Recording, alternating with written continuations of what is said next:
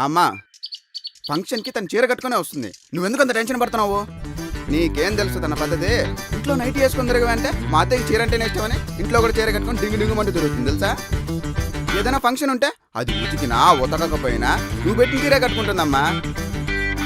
తన గురించి ఎంత చెప్పినా తక్కువే. తను చీర కట్టుకొని రెడీ అయినట్టుంది, మేము వచ్చేస్తాంలే.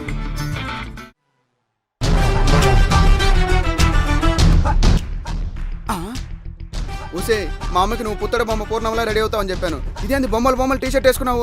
ఇది మా ఇంట్లో ఫంక్షన్, అర్థం చేసుకో. నువ్వేదో పెద్ద మా ఇంట్లో ఫంక్షన్స్ కి చీర కట్టుకొచ్చినట్టు, అదే పంచ కట్టుకొచ్చినట్టు. ఏహే నీకు నాకు పోలికేందే? నీకంటే మా ఆఫీస్ వాళ్ళే నయం. నన్ను అర్థం చేసుకుని నాకేది రాకపోయినా బెస్ట్ ఎంప్లాయ్ అవార్డు ఇచ్చారు.